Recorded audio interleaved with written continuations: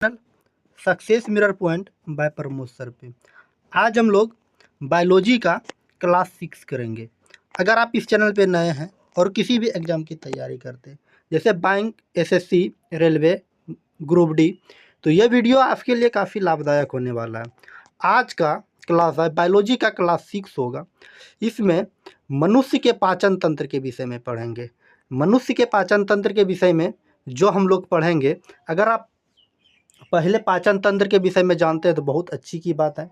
अगर नहीं जानते तो इस वीडियो को देखने के बाद पाचन तंत्र से जितने भी संबंधित क्वेश्चन एग्जाम में पूछे जाते हैं, लगभग सभी क्वेश्चन को हम कवर करने का कोशिश किए हुए हैं। तो सबसे पहले बात करेंगे आहार नाल का। आहार नाल में पढ़ेंगे फिर सहायक पाचन ग्रंथि के विषय में मुख्य गुहा, ग्रास नली, अमाशय, छोटी आंत, बड़ी आंत, मलाशय, अंतःस्रावी ग्रंथि, अग्नाशय, जठर ग्रंथि, यकृत और लार ग्रंथि के विषय में आज हम लोग क्लास में पढ़ेंगे। तो चलिए सबसे पहले बात करते हैं पाचन तंत्र की। पाचन तंत्र क्या होती है? तो पाचन तंत्र वैसा अंग जो भोजन को पचाने में सहायता करते हैं उसे पाचन कहते हैं। हमारे शरीर में वैसा अंग जो भोजन को पचाने में सहायता प्रदान करते हैं उसी को हम लोग पाचन तंत्र कहते हैं, जिसमें जटिल भोजन को सरल पदार्थ में तोड़ते हैं। जिसमें क्या होते हैं? जटिल भोजन जो है सरल पदार्थ में टूटते हैं। भोजन का पचना जो है ये उपचयन अभिक्रिया है। याद रखिएगा, कई बार एग्जाम में पूछा हुआ है भोजन का पचना किस प्रकार की अभिक्रिया है, तो ये उपचयन अभिक्रिया है। तो सबसे पहले बात करते हैं आहार नाल की। आहार नाल जो होते मनुष्य के शरीर में इसकी लंबाई लगभग 32 फीट होती है। मनुष्य के शरीर में आहार नाल की लंबाई कितनी होती है? 32 फीट होती है। याद रखिएगा, पाचन के समय भोजन आहार नाल में रहता है। जब हमारा भोजन पचता है तो उस समय जो है भोजन हमारा आहार नाल में रहता है। और भोजन का पचना जो प्रारंभ होता है हम लोग के शरीर से, तो कहाँ से? मुख से ही प्रारंभ होते हैं। तो भोजन का पचने का प्रारंभ कहाँ से होते हैं? तो मुख से होते हैं। तो अब चलिए सबसे पहले हम लोग पढ़ेंगे मुख्य गुहा के विषय में। मुख्य गुहा के विषय में पढ़ेंगे।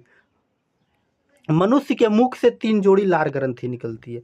याद रखिएगा, मनुष्य के मुख से कितने जोड़ी लार ग्रंथि निकलती है? तो 3 जोड़ी लार ग्रंथि निकलती है।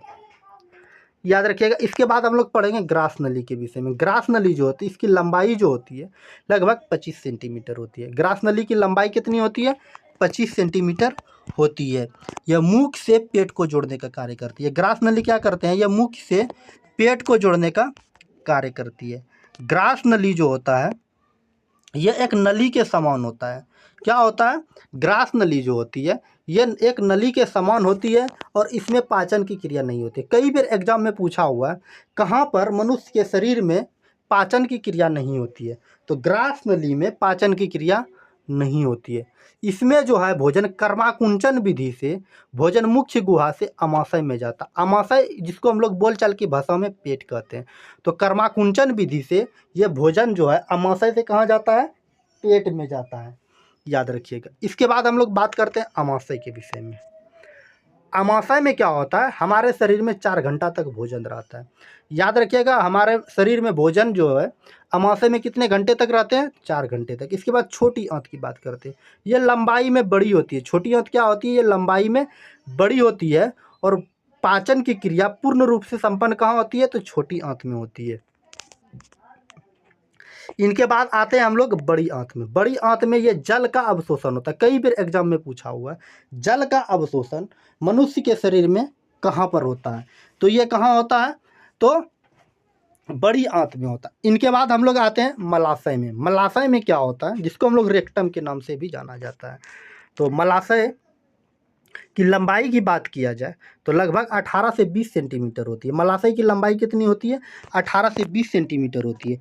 इसके बाद हम लोग गुदा के विषय में पढ़ेंगे, ग्रंथि के विषय में पढ़ेंगे, यकृत के विषय में पढ़ेंगे, पित्ताशय के विषय में पढ़ेंगे। इनके बाद हम लोग क्या पढ़ेंगे? अग्नाशय के विषय में पढ़ेंगे। ये सब जानकारी जो है हम लोग आज कवर करने वाले हैं। वीडियो थोड़ा लंबी हो सकती है, लेकिन अगर इस वीडियो को देख लीजिएगा तो आप किसी भी एग्ज़ाम की तैयारी करते हैं तो ये हम 100% गारंटी देते हैं। तो इससे एक भी क्वेश्चन बाहर नहीं आने वाला, ये हमारा लिखित गारंटी है, क्योंकि इसमें हम फुल डिस्कशन करने वाले, एक एक बात को हम लोग कवर करने वाले हैं पाचन तंत्र में। तो चलिए आगे की बात करते हैं। ये मनुष्य के शरीर की पाचन तंत्र है, कुछ इमेज हम लगाए हुए हैं, इस तरह से आप देख सकते हैं। तो सबसे पहले बात करते हैं मनुष्य के शरीर में आहार नाल की। क्या बात करते हैं? आहार नाल की। ये मनुष्य के शरीर की आहार नाल का क्या है? इमेज है, आप देख सकते हैं। ये मनुष्य के शरीर की आहार नाल का इमेज है, जिसमें हम लोग पढ़ेंगे मुख्य गुहा, ग्रास नली, डायफ्राम, अमाशय, इस सब के विषय में हम लोग पढ़ने जा रहे हैं। तो चलिए बिना समय गंवाए बात करते हैं आहार नाल की। इससे पहले जो हम बताएं, मनुष्य के शरीर की आहार नाल की लंबाई कितनी होती है? तो 32 फीट होती है। आहार नाल की लंबाई कितनी है? 32 फीट। पाचन के समय भोजन आहार नाल में रहता है। याद रखिएगा, हमारे शरीर में जो इस समय पाचन की क्रिया होती है, उस समय भोजन कहाँ रहता है? तो आहार नाल में रहता है। ये एग्जाम के व्यू से काफ़ी इंपॉर्टेंट है। तो पाचन के समय भोजन हमारे शरीर में कहाँ रहता है? आहार नाल में रहता है। याद रखिएगा इस पॉइंट को। पाचन की क्रिया जो है ये मुख से प्रारंभ होती है। मनुष्य के शरीर में कुछ भी हम लोग खाते हैं तो पाचन की क्रिया कहाँ से प्रारंभ होती है? तो मुख से ही प्रारंभ होती है। मानव शरीर में आहार नाल की अनुमानित लंबाई 6 से 9 मीटर होती है। इसीलिए इसका सही उत्तर विकल्प 4 सही होगा। ये ऑब्जेक्टिव की तरह से क्वेश्चन टाइपिंग कर दिया गया है। तो मनुष्य के शरीर की आहार नाल की लंबाई कितनी होती है? 6 से 9 मीटर होती है। अब फीट की बात किया जाए तो 32 फीट लंबाई होती है।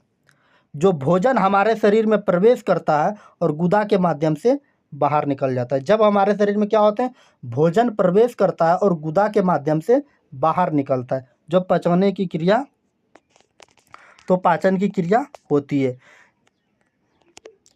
जिस मार्ग से भोजन हमारे शरीर में प्रवेश करता है उसे आहार नाल कहते हैं। मतलब जिस शरीर में हमारे शरीर में जहाँ से क्या होते हैं? भोजन प्रवेश करते हैं, उसे हम लोग क्या कहते हैं? आहार नाल कहते हैं। अब इसके बाद बात करते हैं मुख्य गुहा के। हमारे शरीर में मुख्य गुहा का क्या काम है? ये रहा मुख्य गुहा, ये इनका इमेज है। मुख्य गुहा का इस तरह से इमेज है। मानव शरीर में दो सबसे बड़ी गुदा उदर शरीर गुदा और पृष्ठीय शरीर की गुदा होती है। पृष्ठीय शरीर की गुदा में मस्तिष्क और रीढ़ की हड्डी होती है। इनके बाद चलिए आगे बात करते हैं।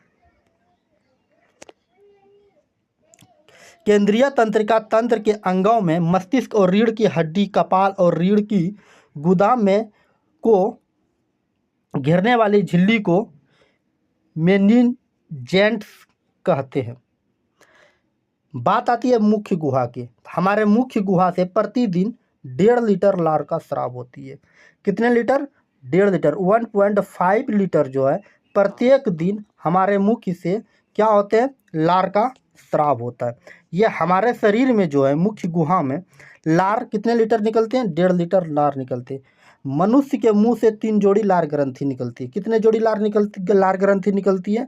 3 जोड़ी लार ग्रंथि निकलती है। सबसे बड़ी लार ग्रंथि की बात किया जाए तो पैरोटिड लार ग्रंथि होती है।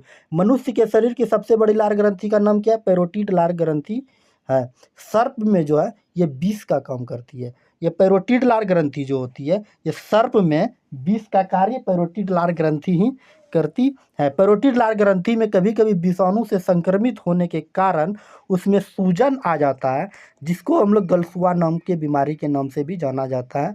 लाइपेज जो होते हैं ये वसा का पाचन करता है। अब चलिए, लार में 3 प्रकार के एंजाइम पाए जाते हैं। ये 3 प्रकार के एंजाइम कौन कौन से हैं? ये लाइसोजाइम एंजाइम जो कीटाणुओं को मारता है। याद रखिएगा, हमारे मुख्य में जो है 3 प्रकार के जो लार ग्रंथि पाए जाते हैं, 3 प्रकार के जो एंजाइम पाए जाते हैं। सबसे पहले बात करते हैं लाइसोजाइम, ये कीटाणुओं को मारते हैं। टाइलिन या डाइस्टेज, ये मुख्य रूप से कार्बोहाइड्रेट का पाचन करता है। इसके बाद म्यूलिन, ये भोजन को चिपचिपा बनाने का कार्य करती है। इसके बाद बात आते हैं जठर रस की। जठर रस में कई प्रकार के एंजाइम पाए जाते हैं। सबसे पहले बात करते हैं कि रेनिन। रेनिन जो होता है ये दूध को दही में बदलने का काम करता है और यह बच्चों में पाया जाता है। रेनिन नामक जो एंजाइम होते हैं, तो ये सबसे पहले रेनिन जो है ये जठर रस से निकलता है। जठर रस से निकलता है रेनिन, और रेनिन एक प्रकार के एंजाइम होते हैं। रेनिन बच्चों के शरीर से निकलता है और ये दूध को दही में परिवर्तन करने का काम करता है। दूध में केसिन नामक प्रोटीन, या कैसिन हो गया है, यहाँ पे होगा केसिन, केसिन नामक प्रोटीन पाया जाता है, जो केसिन के कारण दूध का रंग हल्का क्या हो जाता है, पीला रंग होता है। याद रखिएगा, दूध में कौन सी प्रोटीन पाई जाती है, तो केसिन नामक प्रोटीन पाई जाती है। इसके कारण ही हमारा दूध जो है हल्का पीला रंग का होता है। इनके बाद आता है पेप्टिन। पेप्टिन क्या करता है, यह प्रोटीन को पचाने का कार्य करती है, प्रोटीन को यह पेप्टोन में बदलता है। इसके बाद आते हैं हम लोग ग्रास नली में। ग्रास नली की लंबाई की बात किया जाए तो 15 सेंटीमीटर, मोटाई की बात किया जाए तो 28 से 30 mm होती है। ये क्या करते हैं, मुख्य गुहा को पेट से जोड़ने का कार्य करती है। ग्रास नली क्या करते हैं, मुख्य गुहा को पेट के जोड़ने का कार्य करती है। ये नली के समान होता है और इसमें पाचन की क्रिया नहीं होती है। इसमें कर्माकुंचन विधि से भोजन जो मुख्य गुहा से अमाशय की ओर जाता है। इसके बाद बात करते हैं अमाशय, जिसको हम लोग पेट कहते हैं। अमाशय जिसको हम लोग पेट कहते हैं, ये रहा अमाशय का इमेज, ठीक ना, जिसको हम लोग पेट के नाम से भी जाने जाते हैं। ये है अमाशय, ये आपको इमेज दिख रहा होगा, ये वाला है क्या, अमाशय स्टोमच, यहाँ पे लिखा हुआ, आप आकृति में भी देख सकते। ये अमाशय में जो है भोजन मनुष्य के शरीर में 4 घंटा तक रहता है। याद रखिए कि इस अमाशय में जो है भोजन जो मनुष्य के शरीर में 4 घंटा तक रहता है। इनके बाद चलिए नेक्स्ट बात करते हैं। रूजी जो होते हैं ये कांटेनुमा संरचना होती है। अब देखिए यहाँ मनुष्य के शरीर का जो ये पाचन तंत्र है, इसके ऊपर एक कांटेनुमा संरचना होती है, जिसको हम लोग रूजी के नाम से जानते हैं। और इसके संरचना कांटेनुमा होती है और यह भोजन को 4 घंटा तक रोकने का कार्य करती है। ये रूजी जो भोजन को 4 घंटा तक रोकने का कार्य करती है। अमाशय में हाइड्रोक्लोरिक अम्ल पाए जाते हैं। तो याद रखिएगा, अमाशय में कौन से अम्ल पाए जाते हैं, हाइड्रोक्लोरिक अम्ल पाए जाते हैं। ये हाइड्रोक्लोरिक अम्ल क्या करते हैं, जो जीवाणु, विषाणु और कीटाणु को भोजन के द्वारा जो प्रवेश कर जाते हैं उसको मारते हैं और उसे क्या करते हैं, उसे मारने का कार्य करते हैं। याद रखिएगा। अब देखिए होता क्या है, जब मनुष्य रहता है तो मनुष्य जो है वो कुछ ना कुछ भोजन के साथ करता है, तो उसके भोजन के साथ कुछ ना कुछ जीवाणु, कीटाणु और विषाणु प्रवेश करता है। जब जीवाणु, कीटाणु, विषाणु प्रवेश करता है, तो जब प्रवेश करने के बाद क्या होता है, कुछ जो है लार जो है उसको मार देता है। मारने के बाद चल जाता है कहाँ पे, अमाशय में। अमाशय में क्या होता है, HCl निकलता है, तो बचे हुए कीटाणु, जीवाणु, विषाणु को अमाशय मार देता है। इनके बाद बात करते हैं केसिन नामक प्रोटीन को कैल्शियम पारा कैसिनोल्ट, कैसिनेट में बदलता है। इसके बाद बात करते हैं पाइलोरिक। पाइलोरिक की दीवार पाइलोरिक जो होती है इसकी दीवार म्यूसिन की बनी होती है। इसमें इसके थैली में एंजाइम और जठर रस निकलता है। इसके थैली से एंजाइम और जठर रस निकलती है। इसके बाद आती है छोटी आंत पे। छोटी आंत बहुत ही एग्जाम के व्यू से काफ़ी इंपॉर्टेंट है। तो चलिए छोटी आंत की सबसे पहले लंबाई की बात करें तो मनुष्य के शरीर की सबसे छोटी आंत की लंबाई की बात किया जाए तो 6 मीटर होती है। तो मनुष्य के शरीर की छोटी आंत की लंबाई कितनी होती है, 6 मीटर होती है। चौड़ाई की बात किया जाए 2.5 सेंटीमीटर होती है। आकार जो होती है यू की होती है। लंबाई की बात करें तो छोटी आंत लंबाई में बड़ी होती है। छोटी आंत में भोजन की पूर्ण पाचन क्रिया होती है। भोजन का पूर्ण पाचन की क्रिया कहाँ होती है, छोटी आंत में। और भोजन का पूर्ण पाचन एवं जल का अवशोषण छोटी आंत में रहता है, में होता है। और छोटी आंत में ही खाना रहता है। तो खाना कहाँ पे रहता है, छोटी आंत में रहता है। छोटी आंत के इलियम में बिलई से कलाई निकलता है। छोटी आंत के इलियम और बिलई से कलाई निकलता है। इनके बाद चलिए बड़ी आंत की बात करते हैं। बड़ी आंत को हम लोग 3 पार्ट में पढ़ते हैं। बड़ी आंत का 3 भाग होते हैं, एक ड्यूडेनम होता है, एक जेजुनम होता है, एक इलियम होता है। हम आपको इमेज में दिखाते हैं।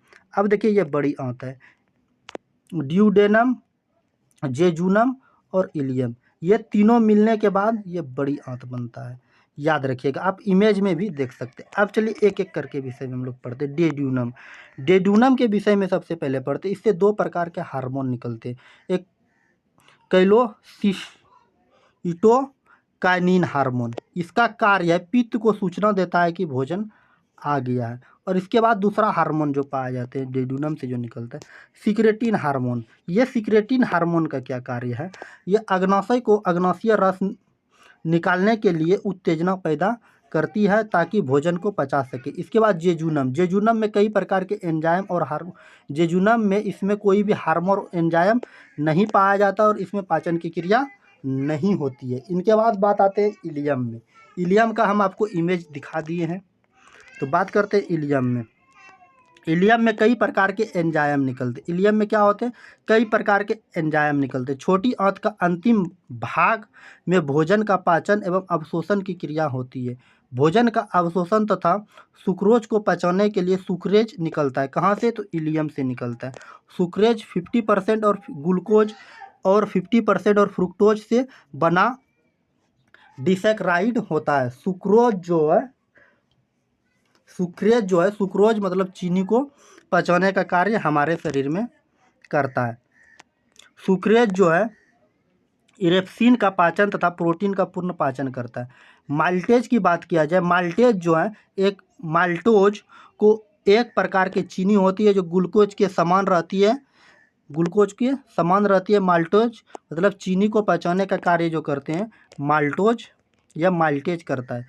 इसके बाद बात करते हैं लैक्टोज। लैक्टोज की बात किया जाए, यह एक प्रकार की प्राकृतिक एक चीनी जो प्राकृतिक रूप में पाई जाती है और सूक्ष्म मीठे और स्वादिष्ट स्वाद के लिए जिम्मेदार होते हैं और लैक्टोज को पचाने में कार्य करते हैं। इसके बाद आते हैं इरेप्सिन। इरेप्सिन जो है ये प्रोटीन का पूर्ण पाचन का कार्य करती है। तो याद रखिएगा, कई बार एग्जाम में पूछा गया है। तो प्रोटीन का पूर्ण पाचन की क्रिया कौन करता है? तो ये इरेप्सिन करता है। इरेप्सिन जो है ये प्रोटीन को पेप्टाइन में बदलता है। प्रोटीन को किस में बदलता है? पेप्टाइन को बदलता है। पेप्टाइन जो है अमीनो अम्ल में बदल देता है। प्रोटीन पेप्टोन में बदलता है, पेप्टाइन में बदलता है, पेप्टाइन अमीनो अम्ल में बदलता है। इनके बाद बात करते हैं लाइपेज की। लाइपेज ये बसा का पाचन करता है। लाइपेज किस चीज़ का पाचन करता है? बसा का पाचन करता है। बसा को बसिया अम्ल में बदलता है। बसा को बसिया अम्ल में बदलता है और बसिया अम्ल जो है ग्लिसरॉल में बदलता है। ऊँट के पीठ में, ऊँट का पीठ जो होता है उस पर बसा ही जमा हो जाता है, जिसको हम लोग फैटी एसिड या चर्बी के नाम से भी जाना जाता है। चर्बी या लाइपेज का पाचन करता है। म्यूकस के कारण लेट्रिन कड़ा हो जाता है। म्यूकस के कारण क्या हो जाता है? लेट्रिन का कड़ा हो जाता है। इसके बाद जठर रस की बात करते हैं। चलिए जठर रस की बात करते हैं। तो जठर रस रेनिन दूध को दही में बदलता है। तो बच्चे के शरीर में क्या निकलते हैं? एक प्रकार के एंजाइम रेनिन निकलते हैं जो दूध को दही में बदलता है। और पेप्सिन जो ये प्रोटीन को पचाने का कार्य करते हैं, लेकिन इरेप्सिन प्रोटीन का पूर्ण पाचन करता है, प्रोटीन को पेप्टाइन में बदलता है। इसके बाद बात करते हैं यकृत की। यकृत की बात करते हैं। यकृत जो होता है जिसको हम लोग लीवर कहते हैं, मल का पीला रंग जो होता है बिलुबिन के कारण होता है। यकृत यह मनुष्य के शरीर की सबसे बड़ी ग्रंथि, याद रखिएगा, मनुष्य के शरीर की सबसे बड़ी ग्रंथि का नाम क्या है? यकृत है। मनुष्य के शरीर की सबसे बड़ी ग्रंथि का नाम यकृत, जिसको हम लोग लीवर कहते हैं। इसका वजन 1.5 kg मतलब 1.5 kg होता है। यकृत जो है पित्त का निर्माण करता है। याद रखिएगा, पित्त का निर्माण कौन करता है? यकृत करता है। और पित्त जो है, पित्त भोजन को क्षारीय बना देता है। पित्त का जमाव जो होता है ये पित्ताशय में होता है। पित्त में कायिम भोजन में उपस्थित वसा को तोड़ता है। इस क्रिया में को पार्श्वीकरण कहते हैं। इसके बाद बात करते हैं अग्नाशय की। अग्नाशय में आते हैं। तो चलिए अग्नाशय हम आपको इमेज दिखाते हैं, आप इसमें खोजिए अग्नाशय कहाँ पर है। तो चलिए अग्नाशय, ये रहा अग्नाशय का इमेज, यहाँ पे आपको लिखा हुआ है। अब चलिए बात करते हैं अग्नाशय की। अग्नाशय जो होती है, अग्नाशय से 3 प्रकार के एंजाइम निकलते हैं। तो क्या क्या निकलते हैं अग्नाशय से? कितने प्रकार के एंजाइम निकलते हैं? तो 3 प्रकार के अग्नाशय से एंजाइम निकलते हैं। एक होता है लाइपेज। लाइपेज क्या करते हैं? ये बसा का पाचन करता है। लाइपेज क्या करता है? बसा का पाचन करता है, बसा को बसीय अम्ल में बदलता है। इसके बाद होता है इमाइलेज। इमाइलेज क्या करता है? ये कार्बोहाइड्रेट जिसको हम लोग शर्करा या चोकर को पाचन करता है। इमाइलेज क्या करते हैं? शर्करा या चोकर या मंड का पाचन करता है। इनके बाद चलिए नेक्स्ट देखते हैं। नेक्स्ट है स्टार्च को शर्करा में तोड़ता है। इसके बाद है ट्रिप्सिन। ट्रिप्सिन का हमारे शरीर में क्या कार्य है? ये प्रोटीन का पाचन करता है, प्रोटीन को पेप्टाइन में बदलता है। इनके बाद हम लोग आते हैं बड़ी आंत में। ये बड़ी आंत का आपको इमेज में दिख रहा होगा, ये है मनुष्य के शरीर का बड़ी आंत। और सारे भी हम इमेज आपको दिखाते हैं। आंतों का कार्य देख लीजिए, क्या क्या कार्य है एक नज़र में। इनके बाद बात करते हैं आगे बड़ी आंत की। ये सारे आंतों के रोग हैं, हम बता देते हैं आपको आंत के रोग कौन कौन से दिक्कत होती है। हर्निया जो होती है आंत में होती है, बवासीर, एनल सियर, पिनोनाइकल सिस्ट, ये जो है बड़ी आंत की रोग है। इनके बाद इलाज है। ये सब एग्जाम के व्यू से काफ़ी इम्पोर्टेंट नहीं है। अब बड़ी आंत का ये रहा इमेज, ये है मनुष्य के शरीर की बड़ी आंत। अब इनके विषय में हम लोग एक एक बातें को समझेंगे। ये मनुष्य के शरीर की बड़ी आंत इस तरह से आकार होती है। अब एक एक बात जो है हम लोग इनके विषय में समझेंगे। तो सबसे पहले बात करते हैं बड़ी आंत में। बड़ी आंत में जो है विटामिन बी का निर्माण होता है, जो एग्जाम के व्यू से काफ़ी इंपॉर्टेंट है, याद रखिएगा। तो मनुष्य के शरीर में विटामिन बी का निर्माण कहाँ होता है? तो बड़ी आंत में होता है। इसमें काइल भोजन रहता है, इसमें काइल भोजन रहता है। बड़ी आंत में पाचन की क्रिया नहीं होती। बड़ी आंत में जल का अवशोषण होता है। डायरिया में बड़ी आंत प्रभावित होती है, याद रखिएगा। डायरिया में कौन सी आंत प्रभावित होती है? बड़ी आंत प्रभावित होती है।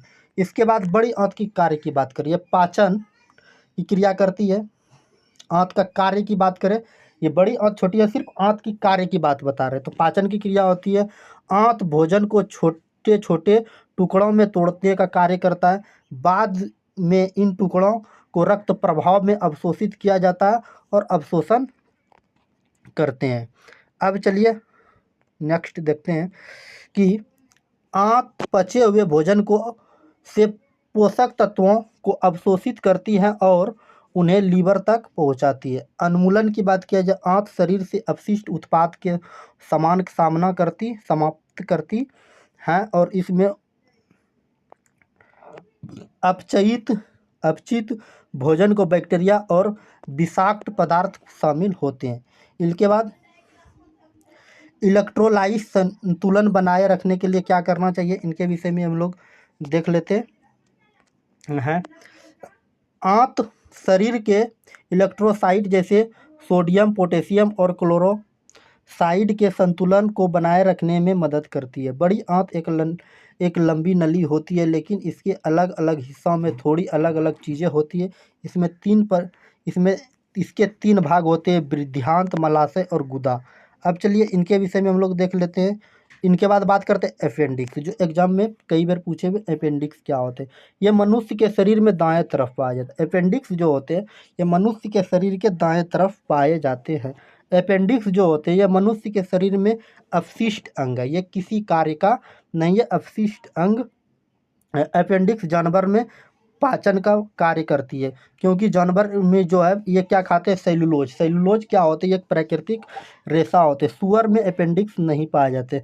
सुअर एक ऐसा जानवर है जिसमें अपेंडिक्स नहीं पाए जाते। हाँ, इनके बाद चलिए नेक्स्ट की बात करते हैं। पाचन की क्रिया और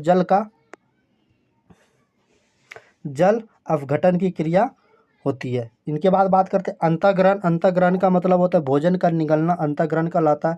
पाचन का मतलब भोज्य पदार्थ को छोटे छोटे टुकड़ों में टूटना क्या कहलाते हैं? पाचन कहलाता है। अवशोषण क्या होता है? पचे हुए भोजन को कोशिकाओं तक पहुंचाना अवशोषण कहलाता है। स्वांगीकरण क्या होता है? पचे हुए भोज्य पदार्थ को ऊर्जा प्राप्त करना स्वांगीकरण कहलाता है। इनके बाद बात करते हैं मल परित्याग की बात करते हैं। मल परित्याग की बात आती है तो पाचन के बाद पचे हुए भोजन को अपशिष्ट पदार्थ से बाहर निकालना क्या कहलाते हैं? मल परित्याग कहलाते हैं। रोटी से क्या मिलता है हमको? कार्बोहाइड्रेट। कार्बोहाइड्रेट से क्या मिलता है? ग्लूकोज। और ग्लूकोज से हमको क्या मिलता है? ऊर्जा मिलती है। इनके बाद बात करते हैं दूध से हमको प्रोटीन मिलता है। प्रोटीन अमीनो अम्ल में बदलता है और अमीनो अम्ल से हमको वृद्धि और शरीर में विकास होती है। कोशिकाओं में तेल पाया जाता है। एक और कोशिकाओं तक पहुँचे। तेल में क्या पाया जाता है? वसा पाया जाता है। वसा जो है एक प्रकार के पोषक तत्व है और फैटी एसिड का काम भी करते हैं और ये सूक्ष्म पोषक तत्व हैं। बात समझे? उम्मीद है ये पाचन तंत्र से जितने भी संबंधित क्वेश्चन थे, ये वीडियो देख करके आपको अच्छी लगी होगी। आज का क्लास जो था 6 था। अगर वीडियो अच्छी लगी तो लाइक ज़रूर से ज़रूर कर दीजिएगा, जितना हम बताएं इससे एक भी क्वेश्चन बाहर एग्जाम में नहीं पूछे जाने वाली है।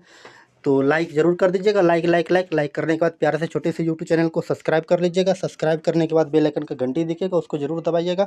अगर आप फेसबुक पेज पे देख रहे हैं तो फॉलो ज़रूर से ज़रूर कर दीजिएगा। अगर अभी अपने दोस्तों के बीच शेयर नहीं किया तो शेयर ज़रूर से ज़रूर कर दीजिएगा। अगर आप इसका पीडीएफ चाहते हैं तो हमारे Telegram channel success mirror point by Pramod sir पे ज्वाइन करके आप पीडीएफ को भी प्राप्त कर सकते हैं। पीडीएफ डाउनलोड करने का लिंक डिस्क्रिप्शन बॉक्स में मिल जाएगा। तो चलिए आज की क्लास को ये समाप्त करते हैं। मिलते हैं नेक्स्ट वीडियो में नेक्स्ट टॉपिक के साथ। जय हिंद, जय भारत। Okay, bye bye.